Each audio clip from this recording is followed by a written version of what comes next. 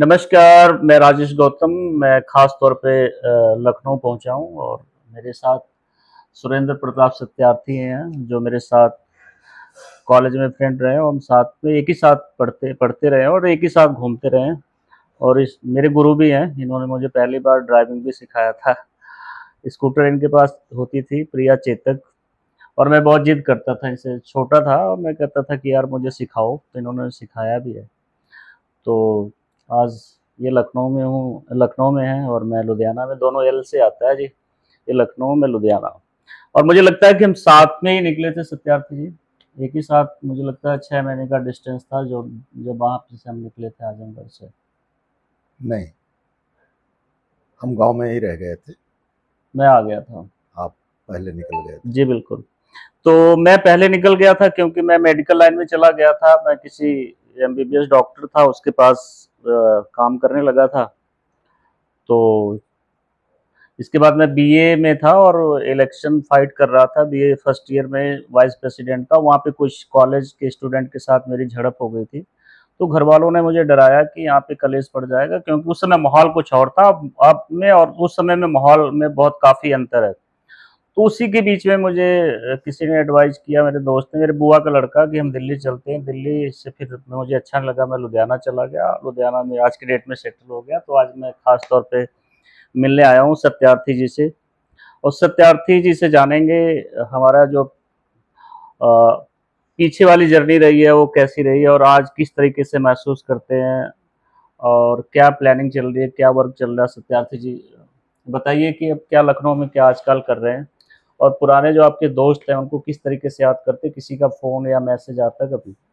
अब तो दोस्तों को याद करना बड़ा आसान हो गया, नेटवर्क की दुनिया है। और जानते हैं आप, सेल फोन ऐसी चीज है कि दूरियां कम कर दिया है। इसलिए याद करने के लिए जो याद करता है वो अब तो डायरेक्टली फोन करता है, फोन नंबर होता है। नहीं, अगर हमारा फोन नंबर किसी के पास है तो उसके नात रिश्तेदार के पास होगा कहीं न कहीं से। जो चाहता है मिलना, जिसको मिलना है, जिसको बात करनी है, उसके लिए दूरियां नहीं रह गई है। और जैसा कि ये पहले निकल चुके थे कि आप मतलब जी। लुधियाना आप चले गए थे। हम 2008 में आए, लखनऊ आए 2008 में। और नहीं, यहाँ नहीं, पर मुझे एक चीज़ कन्फर्म, जब हम 12वीं इंटरमीडिएट क्रॉस करने के बाद, पास करने के बाद, मैं जब वो वहाँ पे वर्किंग हॉस्पिटल में करने लग गया था, तो उस समय क्या कर रहे थे आप? तो मैं गांव में राजनीति कर रहा था। वो शुरू मैं से? विधानसभा महासचिव रहा बहुजन समाज पार्टी का। वहाँ काफ़ी, मतलब लगभग मैंने करीब 9-10 साल बिता दिया। 9-10 साल के बाद ऐसा लगे कि बच्चों को हमको सही सेटल करना है और उनको सही शिक्षा देनी है। तो इस वजह से तो हम लखनऊ चले आए कि हमको और नहीं कहीं जाना है, क्योंकि हमारी राजधानी है लखनऊ। राजधानी में जाएंगे तो कुछ न कुछ करेंगे जहाँ बच्चों को थोड़ा सा गांव से हट करके उनको शिक्षा देनी है। इसलिए मैं गांव नहीं, चला आया। नहीं, प्लस टू के बाद आपने ग्रेजुएशन भी किया इसके बाद? मैं बीए, बीएड, एलएलबी भी किया, बीएड की भी किया हम्म। और एलएलबी किया। तो ग्रेजुएशन पूरा कंप्लीट हमारा है। हम्म। अभी तो बीएड हुआ, एलएलबी हुआ। हम्म। तो इसके बाद जब यहाँ पे आप लुधियाना, सॉरी, जब आप लखनऊ शिफ्ट हुए, इनिशियल वर्किंग क्या रहा है आने के बाद? क्योंकि आपका बैकग्राउंड लखनऊ से रहा है, आपकी फैमिली लखनऊ में सेटल रही, हम्म, गवर्नमेंट जॉब रहा है। लखनऊ आपका पुराना भी आना जाना यहाँ पे जी जी लगा था। तो वो आपके लिए सुटेबल रहा कि मुझे लखनऊ सेट जी सेट जी। रहेगा, क्योंकि फैमिली यहाँ पे आपकी है। तो क्या इनिशियली क्या वर्किंग क्या किया है यहाँ के, आप जब नहीं, लखनऊ? मैं जब शुरुआत लखनऊ आया तो लखनऊ का ही एक आधार होता है। ये हमारी टिम्बर स्टोर था यहाँ पर। जो लकड़ी वगैरह का काम जो नहीं है, वो मकान बनाने में यूज हम्म। करते हैं। इसको आज शटरिंग का रूप देते हैं। बिल्कुल। पहले वो टिम्बर बोला करते थे। हम्म। उस टिम्बर के माध्यम से छोटे भाई काम कर रहे थे। मुझे 6 महीना अवसर मिला रहने की। तो मैं फिर उसमें यूरेका फोर्ब्स एक कंपनी है, जानते होंगे यूरेका फोर्ब्स। वो लगभग लगभग 20-22 हज़ार रुपये हम्म। लगभग उसमें हम निकाल लेते थे। तो उस उस समय समय का 2008 20-22, 8 9 में? 2008 में, तो उस समय के 20-22 हज़ार हमारे हमको स्टैंड अप करने में अच्छा सहयोग दिया हो। तो हम ज़्यादा नहीं, 3-4 साल उसमें काम किए, क्योंकि फील्ड वर्क था, ऑफिशियल भी था, फील्ड भी था। तो फील्ड वर्क की वजह से जो है हमको ये लगा कि यार ये फील्ड वर्क है, बहुत ज़्यादा इसमें दौड़ना भागना है, तो हमने उसको छोड़ दिया। फिर एक हमारे दोस्त हैं एसआरएस प्रॉपर्टी के मालिक इस समय हैं, और डीपीएस पब्लिक स्कूल भी वो चलाते हैं। और कल तो आप देखे होंगे, मिले होंगे, अभी कम एज भी है हम लोगों से, हमसे 5 साल 6 साल छोटे होंगे। क्योंकि छोटा बड़ा से नहीं मतलब होता, माइंड डेवलपमेंट होता है। बिल्कुल बिल्कुल। वो राइज कर गए और उन्होंने ही इस प्लाटिंग लाइन में मुझको लाया। आज मैं प्लाटिंग लाइन में हूँ, बहुत ज़्यादा लोड नहीं लेता, न किसी को मैं जिद करता हूँ कि तुम जो है फ़ोन करके कि तुम प्लाट लो। मतलब वर्किंग स्टाइल जो कॉलेज का टाइम था वही आज वही भी है, है। वही है। कोई मतलब मैं हाँ, बदलाव कोई नहीं है, कोई नेचर बदलाव में नहीं है। बदलाव नहीं मेरा आया। ये नेचर में अपने नहीं। अपने मैं एक चीज बता दूं, सत्यार्थी जी और हम बहुत क्लोज रहे हैं, और हम साइकिल से भी और मोटरसाइकिल से भी दोनों कॉलेज जाते रहे हैं, और अधिकतर उस समय हम साइकिल से ही जाते थे। मैं पीछे बैठता था, जी, आप जी। चलाते थे, जी, क्योंकि जी। मैं छोटा था। तो ये कहते थे तू चला, तो मुझसे चलती नहीं थी, क्योंकि ये काफी उस समय इनकी बॉडी वगैरह अच्छी थी। तो इनका जो तरीका रहा है, उस समय की बात है, दबंग टाइप का, कि जो कह दिया बस कह दिया। और काम करने का, पढ़ने का तरीका, हर चीज का तरीका बहुत, मतलब लोगों से डिफरेंट था। मतलब एक होता है ना कि आदमी के एक नेचर में होता है कि मुझे ये करना है, ये नहीं करना है। जो इन्होंने बोल दिया मैंने करना नहीं है, उसको नहीं करना। जिसको बोल दिया कि मैंने करना ही है, ये मुझे अच्छी तरीके से पता है, या मुझे अच्छी तरीके से पता होगा, या जो इनकी जो वाइफ है उनको पता होगा, क्योंकि ये वो इनके नेचर से वो भी बहुत अच्छी तरह वाकिफ है। तो इनका तरीका रहा, यही कह रहे हैं कि मैं जो रियल एस्टेट में वर्क कर रहा हूँ, तो मैं किसी को फोर्स या फोन करके नहीं बुलाता कि आप आ जाओ रियल एस्टेट में इन्वेस्टमेंट करो, या मेरे थ्रू आप प्लाट लो। तो ये अपना अपना वर्किंग करने का तरीका है। तो आज के डेट में फैमिली तो ग्रो कर गई है, बच्चे हो गए। बच्चे क्या कर रहे हैं आजकल? नहीं, आप तो देख रहे हैं, उसमें कोई छुपा तो है नहीं। बच्चे क्या कर रहे हैं, मैंने आपको चर्चा भी की, परिवार क्या है और कितना हम इस पे नहीं जाना है। मैंने कभी लोड नहीं बताया कि पढ़ाई में लोड नहीं लिया, खर्चे में कहीं लोड नहीं लिया, आज भी लोड नहीं लेता हूँ। एक ये होता है ना कि रेशियो चल रहा है, मान सम्मान बचा हुआ है, और बच्चे हैं उनको सिर्फ 1 बाय 1, मतलब एक एक करके उनको समझाता रहता हूँ। और पर डे उनको ये बताता हूँ कि बेटा सम्मान की ज़िंदगी जीना है, अपमान की नहीं जीना है। हमें क्या करना है, सम्मान की ज़िंदगी प्राप्त करनी है। इसलिए कोई न कोई आपको ऐसी सूटेबल जो हो वो वर्क करो, जिससे अर्निंग लर्निंग दोनों हो। तो जो मेरा बड़ा वाला लड़का है, डी फार्मा करा के होकर डीपीटी करा रहा हूँ, ठीक है। ये एरा मेडिकल कॉलेज से। और दूसरे को जो है हमने बीपीटी कराया, क्योंकि उसका एक टेस्ट दिलवा रहे थे, और वहाँ पे एक है अन अकेडमी, उसमें साल भर उसने जो है अपना टीचिंग लिया, उसके बाद इसमें आया और टेस्ट में पास हो गया, तो उसको बीपीटी मिल गया। एज ए डॉक्टर की डिग्री होती है, तो अगर कंप्लीट कर लिया तो डॉक्टर बनेगा। बस हमारा यही है, तो बेस लोगों को रोटी रोजगार रुकना नहीं चाहिए। बेसिक दो बच्चे हैं, दोनों को मेडिकल लाइन में आपने डाल जी, जी। दिया। ये मेडिकल लाइन कैसे दिमाग में आ गई कि मेडिकल में ही डालना है? क्योंकि मेडिकल लाइन में रिलेशन में तो मैं ही था, और नहीं कोई था। वो भी मैं पोस्टपोन कर दिया था, क्योंकि मैं मेरे पास डिग्री नहीं थी। वैद विशारद का मैंने कोर्स कर रखा था, तो मुझे लगा कि मैं एलोपैथ में वर्क कर रहा हूँ, मेडिकल चला रहा हूँ, तो मुझे लगा कि नहीं यार, इसको चेंज कर देना चाहिए। तो कैसे दिमाग में कैसे है मेडिकल में डालना? एक्चुअली आप जानते हैं कि हम सोशल भी रहे। सामाजिक तौर पे बिल्कुल। हमें जो है एजुकेट मतलब एजुकेशन के हिसाब से, परिवार चलाने के हिसाब से, उसके बाद भी हम सोशल भी रहे। तो सोशल होना एक एक बड़ी बात है। सोशल ये कोई डिग्री नहीं है, डिप्लोमा नहीं है, या ऐसे हासिल भी नहीं होता है, उसमें समय खपाना पड़ता है। तो जो सोशल होगा, तो उसको तो ये मालूम होगा ना कि फ्यूचर किसका है। और सिर्फ वो हमें लगा कि डॉक्टर लाइन ऐसी है कि जहाँ सेवा भी की जा सकती है और अर्निंग भी की जा सकती है सेवा के साथ साथ। और सबसे बेस्ट ड्यूटी होती है डॉक्टरों की। डॉक्टर अगर चाहे तो उसको कोई गुलाम नहीं बना सकता है, और ना वो किसी का गुलाम होता है। वो स्वयं जो है अपने उस आइडियोलॉजी या वर्क से जाना जाता है। इससे मुझे लगा कि इसमें बच्चे हमारे फ्यूचर इनका सेव रहेगा, सही रहेगा, इसलिए हमने बच्चों को कहा ये लाइन पकड़ लो, बेस्ट है। क्योंकि कई हमारे छोटे बच्चे को अभी पुलिस में भर्ती आई थी तो उसने भरा था, हमने मना कर दिया। हमारे घर वाले बोले वर्दी घर में जरूरी है, दबंग टाइप का वो मैटर। हमने कहा बात दबंगई वो वर्दी से नहीं आती, ना कुर्ते से आती है। दबंगई आती है तो आपके मनी से, मनी अगर है आपके पास तो अनपढ़ आदमी वो भी दबंग है। बेसिक अर्निंग होनी चाहिए। अर्निंग होनी चाहिए और सही सुटेबल हो। तो हमें एजुकेशन के हिसाब से हमें लगा कि एजुकेशन भी सही रहेगी और अर्निंग भी रहेगी। और इस लाइन में मेरा आगे भी उद्देश्य है, मैं बता देना चाहता हूँ कि मेडिकल वगैरह वो हॉस्पिटल वगैरह के चक्कर में प्लान नहीं हो कि हॉस्पिटल खोला जाए, बच्चे उसी में सेटल होंगे, और ये लाइन अच्छी लगी।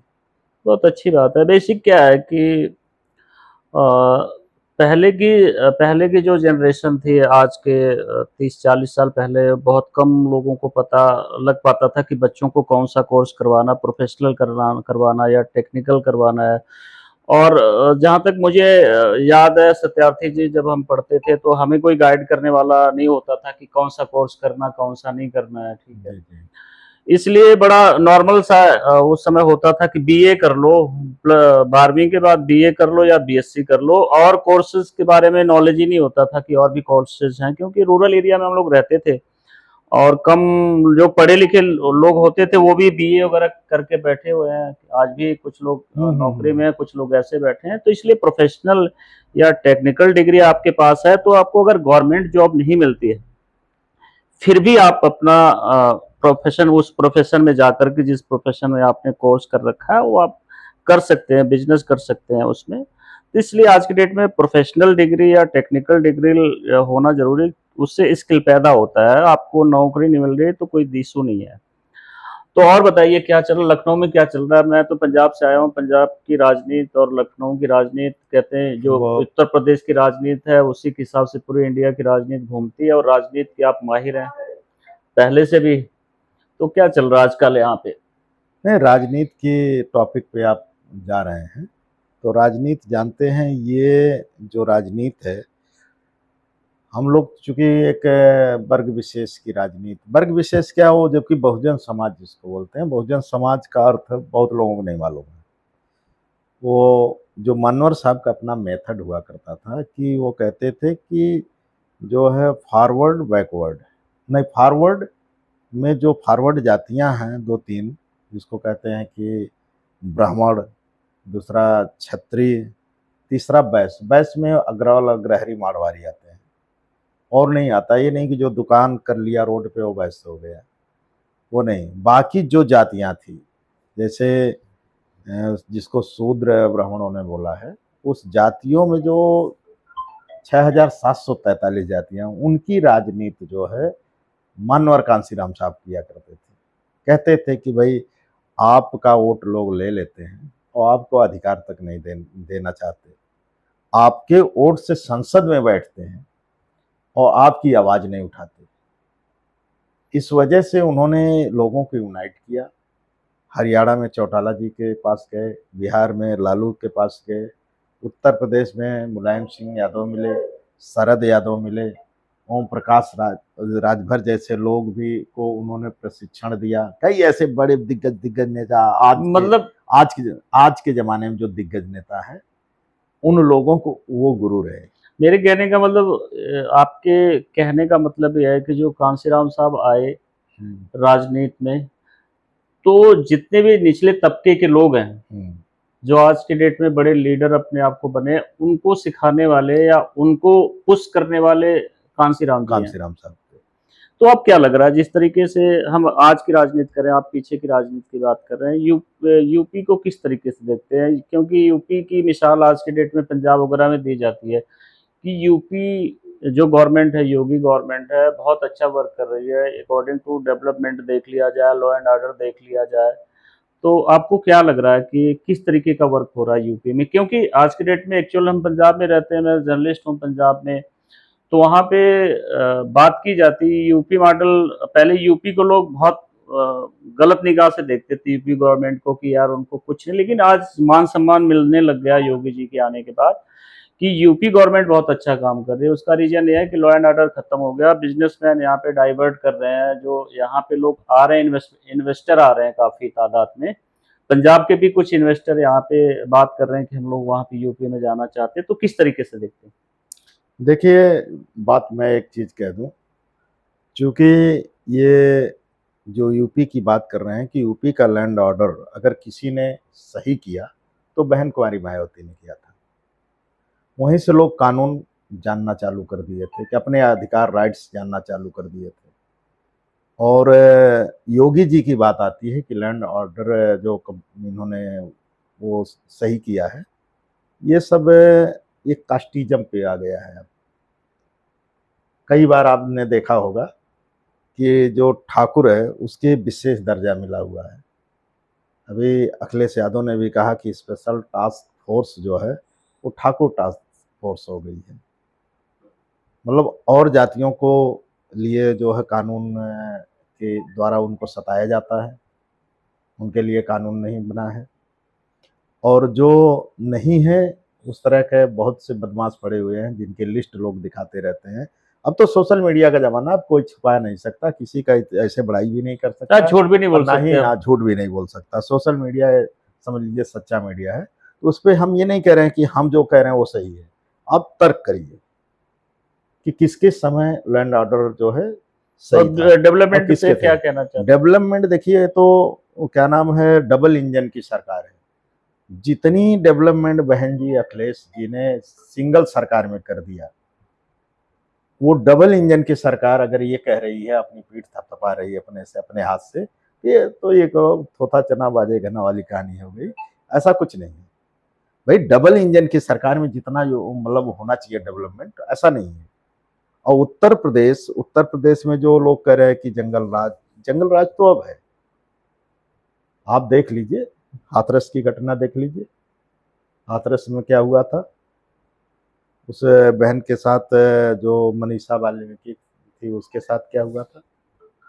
उसमें समस्या आ गई थी कि भाई वो कास्ट की जो है वाल्मीकि जात की थी, उसको न्याय नहीं मिला। रात में जो उसकी लाश जलाई जा रही है।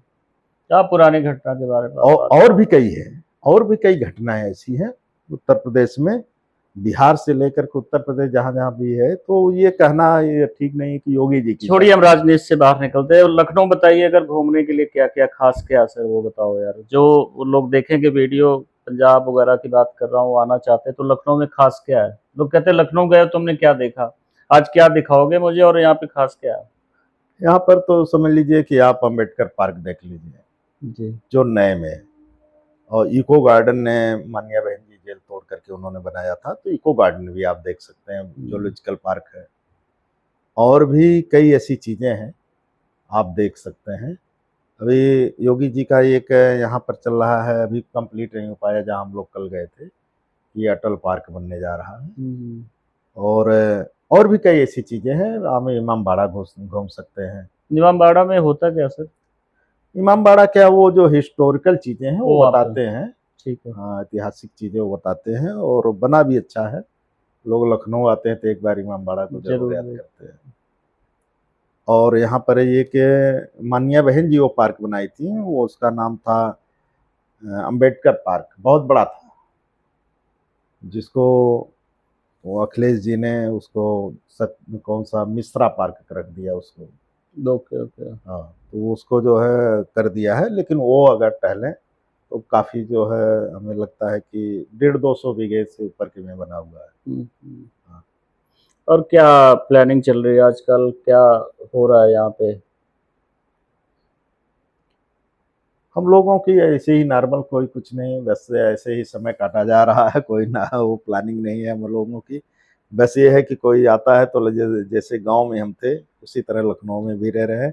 कोई प्लान नहीं हमारा हम लोगों का होता तो है। हमारे साथ जो लड़के पढ़ते थे उसमें से कोई गवर्नमेंट एम्प्लॉय या कोई अधिकारी, कोई लीडर, कुछ हुआ, कुछ आइडिया है, कुछ मिलते हैं लोग, या किसी का मैसेज कभी पास हुआ हो कि यार ये लड़का, एक तो मुझे मिला था लड़का, वो टीचर बन गया, दो लड़के टीचर बन गए, एक लड़का था वो राम नरेश, हाँ हाँ, हाँ, एक राम वो नरेश एक साहब। एक मिश्रा करके था जिसका बाल खड़ा खड़ा होता था, ऐसा कुछ नाम था उसका, वो भी टीचर बनता हाँ, है। नरेश का तो फोन आया था। हम्म।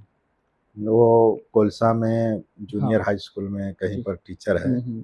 तो उसका तो फोन आया था। लड़का मेहनती भी अच्छा था। ये बताइए यार, मैं अपने बारे में पूछता हूँ, इनकेस अगर कभी आपको फोन आता है किसी का, मेरे बारे में कुछ पूछते हैं या नहीं पूछते हैं कि यार वो लड़का नहीं जो नहीं, आप। पूछते हैं, लोग पूछते हैं, बातचीत होती है और आपकी तारीफें भी होती है। आपने सही बात है, गवर्नमेंट जॉब पे ना डिपेंड होकर के राइज आपने किया, ये हमको चाहिए, समाज ऐसा चाहिए। ऐसा नहीं कि हम गवर्नमेंट जॉब पे ही डिपेंड रहे। अगर आपको लगता है कि हम गवर्नमेंट फाइट नहीं कर सकते हैं, क्योंकि देखिए लोग आरक्षण का रोना रोते हैं कि आरक्षण इनको दिया गया है, वो ये भीख है।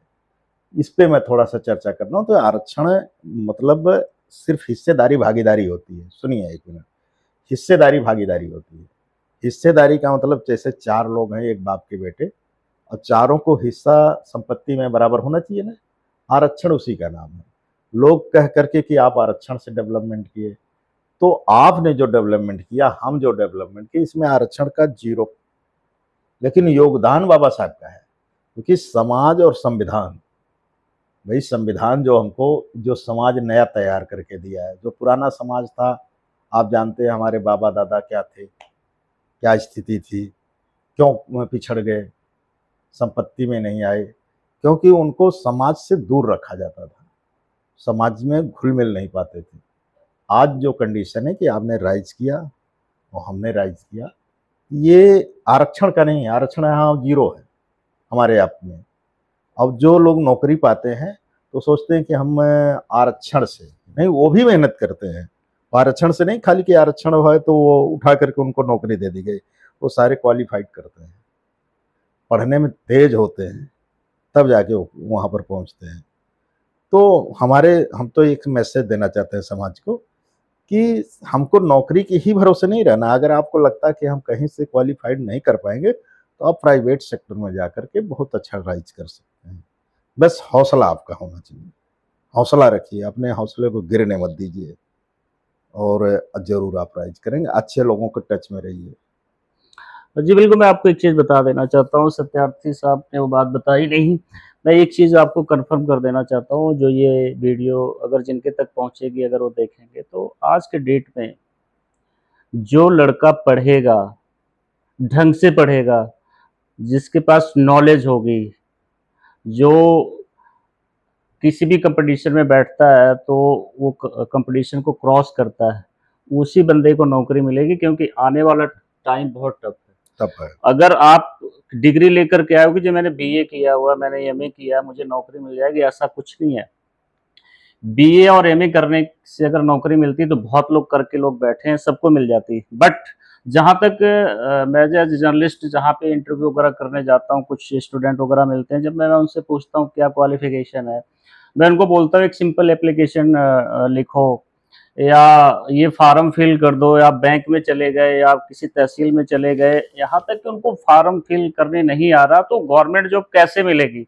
इसलिए आप जो पढ़ने जाते हो, स्कूल पे जाते हो, जो आप बैग लेकर जाते हो, उस बैग में आपकी फैमिली का जो है, उसके अंदर सब चीज रखा हुआ, तकदीर भी है उसी बैग में, जिस बैग को आप लेकर के टांग के पीछे जाते हो ना, तो वो अपने माँ बाप का समझो उसके अंदर तकदीर है। वो सोचते हैं जब आप पढ़ने जाते हो कि मेरा बच्चा पढ़ने जा रहा है, ये फ्यूचर में पढ़ के कुछ करेगा।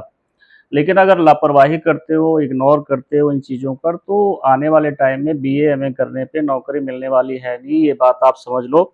इसलिए आप जितना भी पढ़ो ध्यान से पढ़ो, और आपके माइंड सेटअप में बैठे कि मैंने ये चीज़ पढ़ी है, और जो भी क्वेश्चन अगर सामने वाला पुट करता तो उसका आंसर आपके दिमाग में तुरंत होना चाहिए, जो आपका आप उसका जवाब दे सकें। गलत तो नहीं कह रहा हूँ सर? सही सही। इसलिए जो माँ-बाप की उम्मीदें हैं, जो स्टूडेंट्स वगैरह हैं, तो उम्मीदों पे खरा उतरें, क्योंकि जो माँ-बाप है वो पढ़ाई के लिए अपने बच्चों को कभी मना नहीं करता कि आप मत पढ़ो, बड़ी मुश्किल से वो पढ़ाई-लिखाई बच्चों का करवाता, तो इसलिए पढ़ाई पे विशेष ध्यान दें और ढंग से पढ़ें, जितना भी पढ़ें ढंग से पढ़ें, नहीं तो माँ-बाप को बोल दें कि हमारे बस की बात नहीं, हम नहीं जी। पढ़ेंगे। ठीक है, फिर कभी दोबारा मैं लखनऊ आऊँगा तो दोबारा किसी टॉपिक पे बात होगी। आज के लिए थैंक यू, नमस्कार।